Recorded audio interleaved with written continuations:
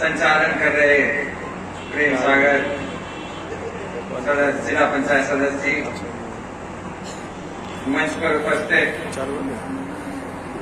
आज के इस कार्यक्रम की अध्यक्षता कर रहे बहुत बहुत सम्मानित पूर्व प्रधान बलवीर सिंह यादव जी, और अभी कार्यक्रम हो रहा था माल्यार्पण का, तो हम और आगे जब बैठे थे तो सभी लोगों ने हम लोग का माल्यार्पण कर जो आपने सम्मान दिया, उसके लिए आप सभी का धन्यवाद देता हूं। और अपनी तरफ से, इस मंच की तरफ से मैं अनुरोध करूंगा भाई आर्यन से कि जो कार्यक्रम के अध्यक्ष है बलवीर यादव जी, जो कि कार्यक्रम के अध्यक्ष है, तो अध्यक्ष का भी माल्यार्पण उनका सबसे पहले सम्मान होना चाहिए। तो जो कार्यक्रम के अध्यक्ष है बलवीर जी का माल्यार्पण का सम्मान करें। साथ ही में मंच पर उपस्थित राजवीर सिंह जी उपस्थित, रघुवीर सिंह जी, प्रेम सिंह प्रधान जी, राजबालू पूर्व प्रधान जी, राजीव कुमार जी, भजन लाल जी, प्रेम सागर जी, पंकज यादव जी, सनी यादव जी, विनोद यादव जी, सुभाष यादव जी, अनिरुद्ध साकी जी, पवन यादव जी, सर्वेश कुमार जी, और आज जो सहकारी संघ राइन के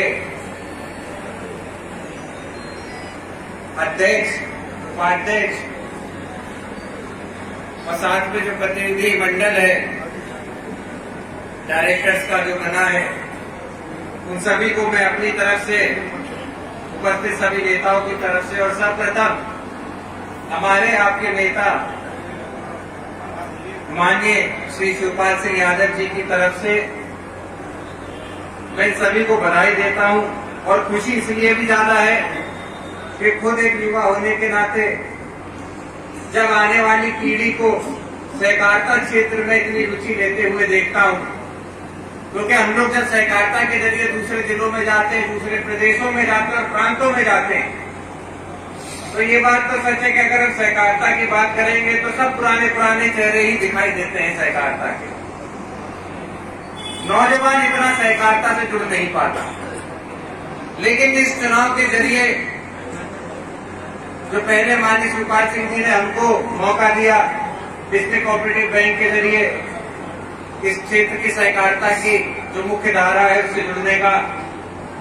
और मैं देख रहा हूं कि सिर्फ यहाँ राइन में ही नहीं और अलग अलग जो संघ है या समितियां हैं, उनमें भी कई नौजवान चेहरे, कोई अध्यक्ष बन रहा है, कोई उपाध्यक्ष बन रहा है, कोई निर्देशक मंडल में आ रहा है। तो मैं समझता हूं कि कहीं और का हो ना हो, लेकिन इटावा जिले और औरैया जिले का जो सहकारी क्षेत्र का भविष्य है वो निश्चित ही युवाओं के कंधों पे है और बहुत उज्जवल भविष्य होने वाला है। इसके लिए मैं इस क्षेत्र का भी धन्यवाद देता हूं। निश्चित ही अजय जो आपके संघ के अध्यक्ष हुआ है, वो अरविंद प्रोफेसर साहब के सुपुत्र हैं, लेकिन उससे पहले इस क्षेत्र में लगातार लोगों के संपर्क में रहना, उनके भले बुरे में जाना और अपनी खुद की एक जमीन तैयार करना, ये सबसे जरूरी होता है। तो जिस तरीके से अजय ने अपनी जमीन तैयार करके सबसे सामंजस्य बना के जो आज इस संघ की कमान संभाली है, मेरी कामना और मेरी यही इच्छा रहेगी कि आगे बढ़ के आप लोग और अपने क्षेत्र का नाम करें, अपने परिवार का, अपने परिवारजनों का, अपने बुजुर्गों का नाम करने का काम। अभी हमारे आदित्य ने बहुत अच्छी बात कही कि सहकारिता वो क्षेत्र है, निश्चित ही मुख्य धारा की राजनीति में नहीं आता, लेकिन मुख्य धारा की राजनीति से बड़ा जो काम है वो इस सहकारिता के क्षेत्र से होता है। वो ऐसे होता है कि किसानों की समय समय पे जो जरूरतें होती हैं वो ये समितियां, संघ और क्रय विक्रय, ये सारी समितियां देखती हैं। चाहे खाद का सही तरीके से वितरण हो, सही क्वालिटी की आपको बीज का मिलने की बात हो, सही समय पे प्रशिक्षण की बात हो, ये सारे काम संघों के समितियों की जिम्मेदारी होगी। और मैं यही उम्मीद करूंगा कि पूर्व में क्या हुआ नहीं हुआ, लेकिन अब जो हमारे पास इतने अच्छे अच्छे समितियों के और संघों के ऑफिसेज हैं और प्रांगण हैं, इनका हम लोग इस्तेमाल करें और समय समय पे किसान गोष्ठियां करके जो हमारे किसान हैं, जो हमारे संघ से और समितियों से जुड़े हमारे मतदाता हैं, उनको किसान गोष्ठी करके जो जो नई चीजें, नई नई उपलब्धियां आ रही हैं, उनके बारे में बताया जाए, उनके बारे में प्रशिक्षण दिया जाए, ताकि आने वाले समय में ये जो किसान हैं वो अच्छी खेती कर सकें और सही जो उपजाऊ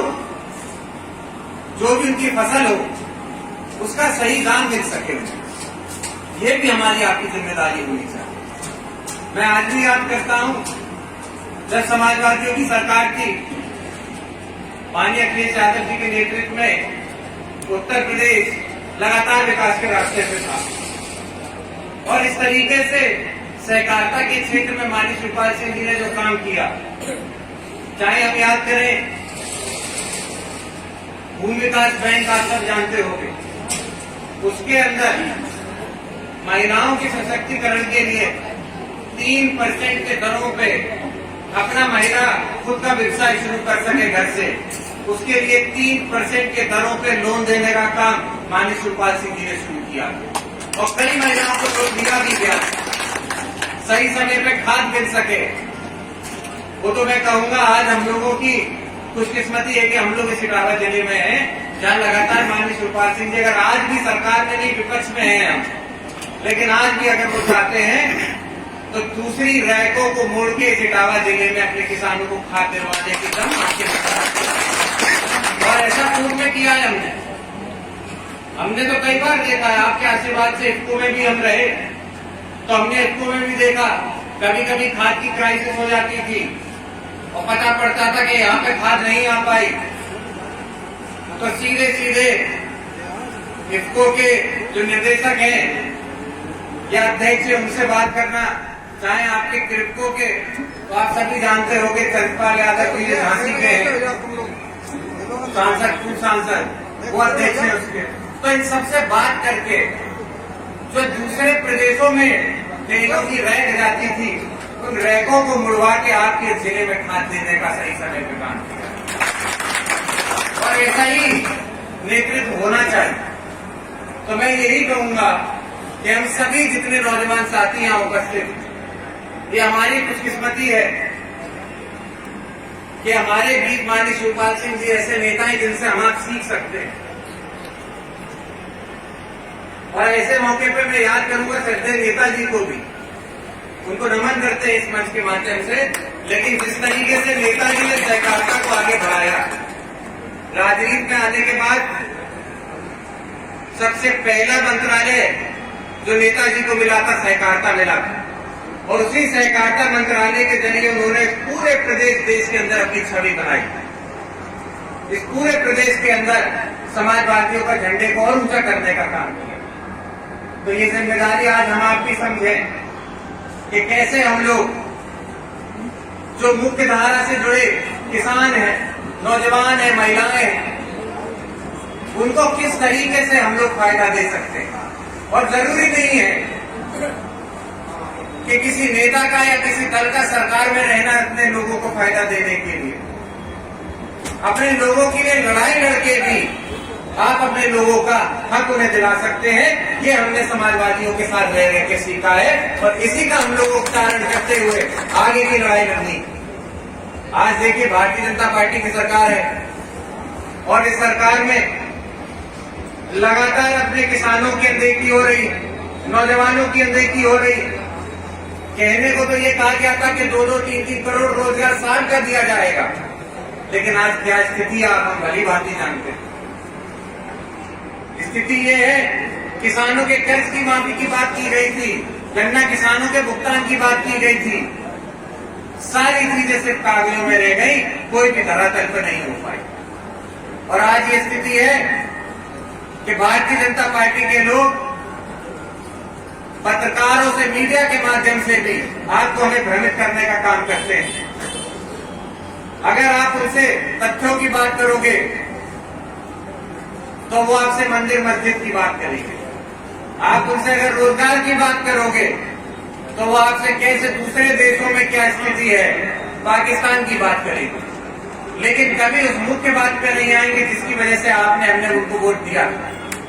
आज वो आपको हमें भ्रमित कर रहे हैं। आज जरूरत है आपको हमें एक हो जाने की। आज ये समय की जरूरत है कि जिस तरीके से समाजवादी की सरकार में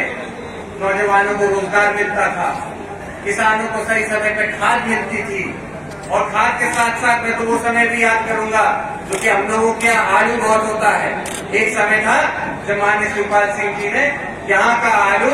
यूके जैसे बड़े देशों में एक्सपोर्ट करके अपने किसानों को भी वहां भेजने का काम किया था, ताकि वो खुद देख सके उनका आलू वहां काम जाता है।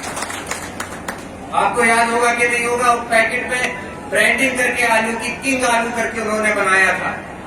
उसके बाद फिर हम लोगों ने मलियाबाद में जो आम होता है, बड़ा प्रसिद्ध आम है, उस आम की भी पैकेजिंग करा के नवाब आम बना के, और वो देखिए कितना बड़ा ब्रांड बन गया। ये सब कब हुआ? ये सब समाजवादी की सरकार में, ये सब माननीय अखिलेश यादव जी की सरकार में। और आज की सरकार में अगर विकास की बात होती है तो बस सिर्फ अयोध्या चले जाओ, देख लो कितना विकास हो रहा है। गांव देहात की क्या स्थिति है, सड़कों की क्या स्थिति है, किसानों के खेतों तक पानी पहुंच रहा है कि नहीं पहुंच रहा है, और जो फसल खड़ी है इसका दाम उसको मिलेगा कि नहीं मिलेगा, ये कौन तय करेगा? ये सरकार तय करेगी। लेकिन सरकार इस तरफ नहीं देखती। जब हम लोगों ने आलू के मुद्दे उठाया कि किसानों को मंडी में नहीं मिल रहा दाम आलू का, तो इन्होंने क्या किया? एक एक आदमी मंडी पे लगा दिया, एक एक आदमी कोल्ड के बाहर लगा दिया। कोल्ड स्टोरेज के बाहर बताओ, आप आदमी नहीं खड़ा कर दिया कि जबरदस्ती आलू रखवाओ इनका। लेकिन किसान को दाम मिले ना मिले इसकी चिंता नहीं करते। तो ये सब वो अहम मुद्दे हैं जो हमें आपको समझने हैं, और हमें आपको निर्णय भी लेना पड़ेगा। क्योंकि अभी तो ये मात्र 6-7 साल हुए, और इन 6-7 सालों में जो काम समाजवादियों ने 20 साल में नेताजी के आशीर्वाद से किया था, हमें आपको कितना पीछे धकेल दिया गया। आज स्थिति ये है